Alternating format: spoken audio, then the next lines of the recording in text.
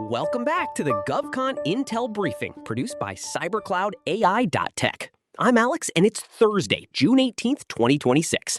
Here with my brilliant co-host Maya, we're diving into the latest federal opportunities, agency insights, and market signals that matter most to your GovCon business.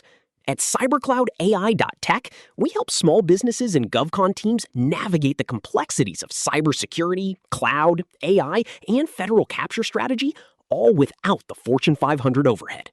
And I'm Maya. Alex, it's great to be back. We've got a packed briefing today, especially with some really interesting shifts in acquisition strategy and, of course, a ton of cyber and AI news. I'm particularly excited about some of the Army's recent discussions. It feels like the federal landscape is always in motion, and staying on top of these signals is absolutely critical for anyone looking to make an impact. Absolutely, Maya, and that's exactly what we're here for. Let's jump right into some near-term opportunities and solicitation signals that have caught our eye. First up, the Senate NDAA is making waves with a proposed CMMC grant program. This is a significant development for the cybersecurity landscape. Aha!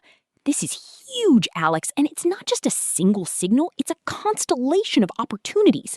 The Senate Armed Services Committee's bill isn't just about CMMC grants, which, let's be honest, are a direct lifeline for many small and medium-sized businesses struggling to meet compliance requirements. For those GovCons, this means potential funding to get their cybersecurity posture up to snuff, which then opens doors to more DoD contracts. But wait, there's more. The bill also includes critical provisions on insider threat reporting for AI companies and new stringent post-quantum cryptography deadlines.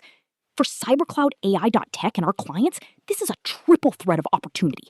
We're talking about direct support for CMMC compliance, developing cutting-edge insider threat solutions specifically tailored for the unique risks of AI environments, and getting ahead of the curve on post-quantum crypto, which is a massive long-term security challenge.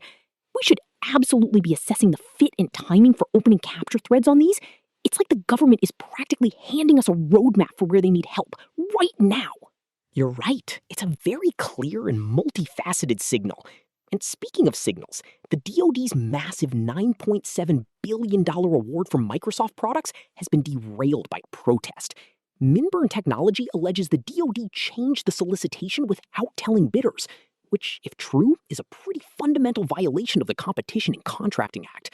This isn't a small contract, Maya. Oh, a protest in the wild. This is a classic GovCon drama, Alex, and it's a big one. Well, it's undoubtedly a headache for the DoD and the original awardee.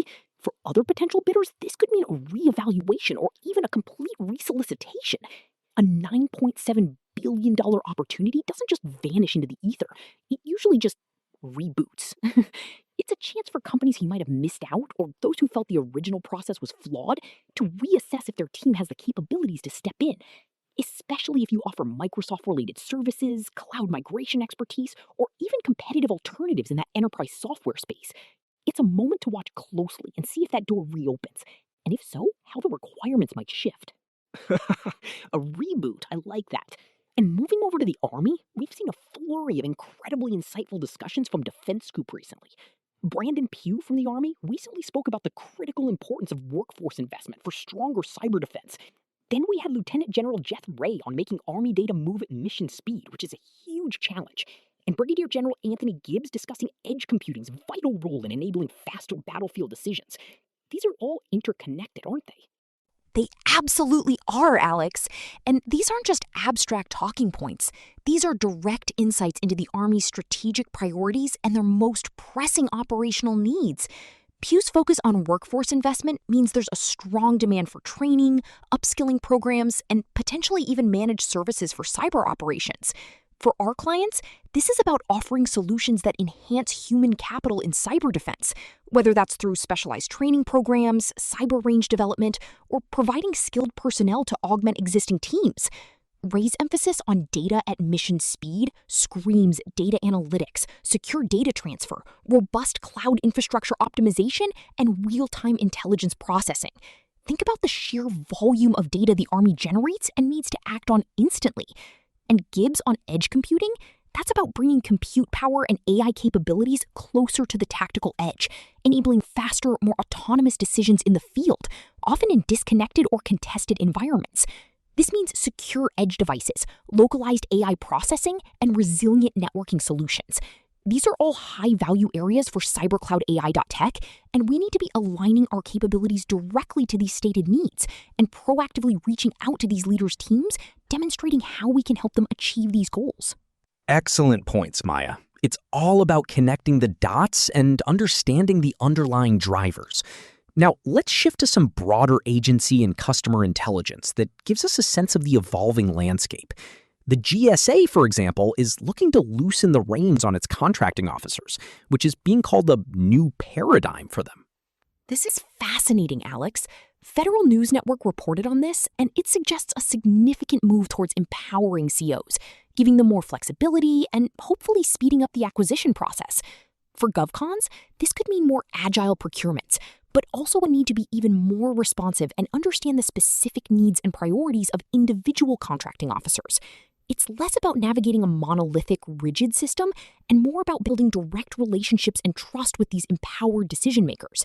If COs have more leeway to innovate and tailor procurements, it could be a really good thing for companies offering innovative solutions, allowing them to bypass some of the traditional bureaucratic hurdles. It means we need to be even more attuned to the individual agency mission and the CO's specific challenges. More autonomy for COs could certainly shake things up, potentially for the better. And over at the EPA, CIO Carter Farmer mentioned they're piloting AI on everything, but still need human experts for the highest levels of decision-making. This is a classic example of responsible and pragmatic AI adoption, Alex. The EPA is clearly embracing AI for lower-stakes, day-to-day tasks to improve efficiency across their workforce. Think automating routine data analysis, document processing, or even predictive maintenance for infrastructure.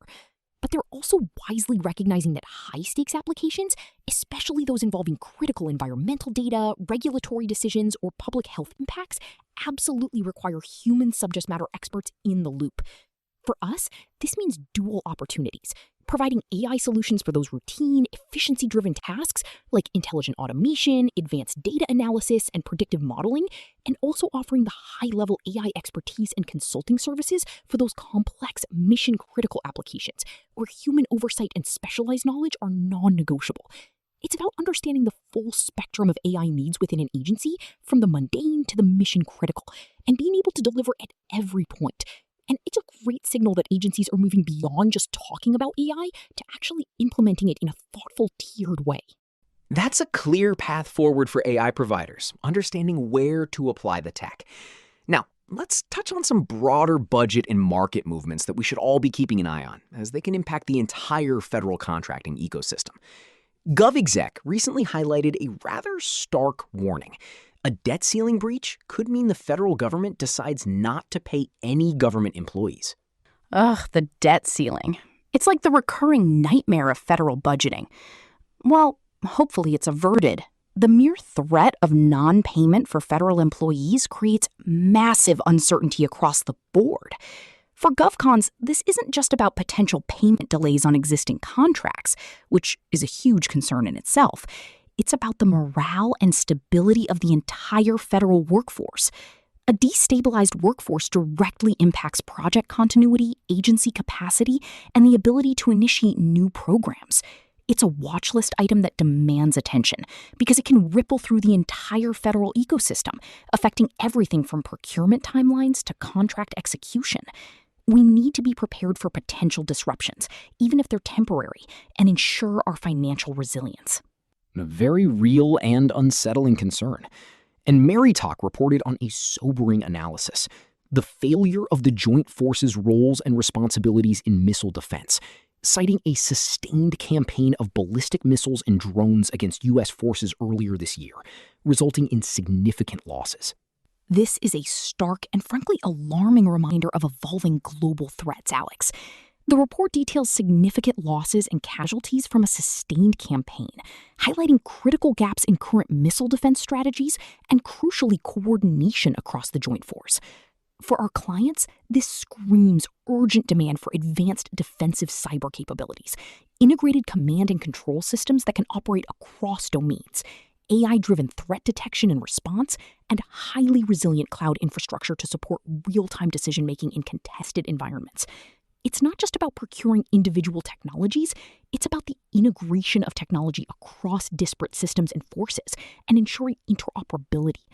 This will undoubtedly drive future budget allocations and procurement priorities in national security, with a strong emphasis on C2, cyber, and AI for defense. Indeed. We're also seeing some bipartisan pushback on Trump administration nominees as lawmakers vet a slew of them.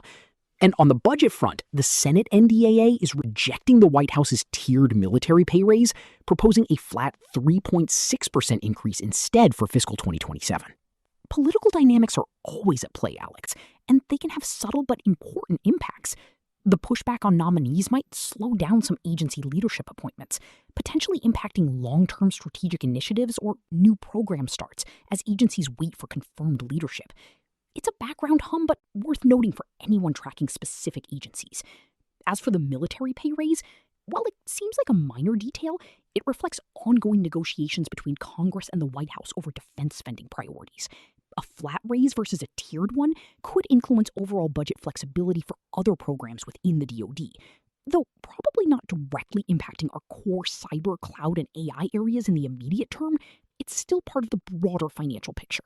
And finally, Ronald Sanders, a Napa Fellow and former OPM Associate Director, offered some interesting commentary on the new Schedule F, arguing it will not necessarily politicize the civil service, suggesting Schedule PTC is a significant improvement over the administration's initial draft. That's a relief, potentially, Alex. The initial Schedule F proposals caused a lot of concern about politicizing career civil servants and undermining institutional knowledge. If the revised Schedule PC is indeed a significant improvement, as Sanders suggests, it could help maintain stability within the federal workforce. Stability means less churn, more consistent program management, and clearer lines of communication for GovCons. It's a good thing to see efforts to protect the institutional knowledge within agencies, which ultimately benefits everyone by ensuring continuity and expertise. All right, Maya, we've covered a lot of ground today, from specific opportunities to broader market shifts. Let's distill this into 3 practical, actionable capture steps for our listeners to take right now. Absolutely, Alex. For our first practical capture action, given the strong signals from the Senate NDAA, I'd say immediately assess your capabilities and readiness for CMMC grant program support, AI insider threat solutions, and post-quantum cryptography services. These aren't just future trends, they're rapidly becoming legislative mandates and urgent operational needs. Identify your unique value proposition in each of these areas, understand the specific requirements, and start crafting messaging that directly addresses these needs. This is about proactive positioning and demonstrating your expertise before the RFPs even hit the street. Don't wait. Start your internal readiness assessment today. That's a solid and timely first step. What's next for our listeners? Second, closely monitor the DoD's $9.7 billion Microsoft award protest. While it's currently stalled, a protest of this magnitude often leads to a reevaluation, a revised solicitation, or even a complete resolicitation. If you have Microsoft-centric cloud, cyber, or AI integration capabilities, or even competitive offerings that could fulfill similar needs, this is your window to prepare. Understand the original solicitation, identify where your solutions align, and be ready to engage if the opportunity reemerges. Don't wait for the new RFP to drop. Start your market research, identify potential teaming partners, and refine your value proposition now. Being prepared means you can react swiftly if the door reopens. Excellent advice. Being ready to pivot is key. And for our third practical capture action? For our third, I'd say deeply analyze and internalize the Army leadership insights from Brandon Pugh, Lieutenant General Jeff Ray, and Brigadier General Anthony Gibbs. These aren't just general statements, they are direct calls for specific capabilities and strategic priorities. Frame your solutions around their exact language. Workforce investment for stronger cyber defense, making Army data move at mission speed, and edge computing for faster battlefield decisions. Use these phrases in your outreach, in your white papers, in your capability statements, and in your discussions with Army stakeholders. This demonstrates you're not just selling a generic product or service, you're solving their stated problems in their language and directly aligning with their strategic objectives. It shows you've done your homework and are truly mission-focused. Fantastic, Maya. Those are 3 incredibly actionable steps for our listeners, covering everything from compliance to market dynamics and direct engagement. This intel is truly invaluable for staying ahead in the GovCon space. Agreed, Alex. The federal landscape is dynamic, and these signals are gold for anyone looking to grow their business with the government. Staying informed is half the battle. Knowing what to do with that information is the other half. And that brings us to the end of today's GovCon Intel briefing, produced by cybercloudai.tech. We hope this deep dive into federal opportunities, agency insights, and market movements helps you navigate your capture strategy with confidence and precision. Remember, for comprehensive GovCon cybersecurity, cloud, AI, compliance, and capture support, visit www.cybercloudai.tech. Our team is ready to help you turn these critical insights into tangible wins for your business. And if you're looking for more technology and GovCon insights, be sure to check out our other podcasts at www.cybercloudai.tech/Spotify. Thank you for tuning in, and we'll catch you next time.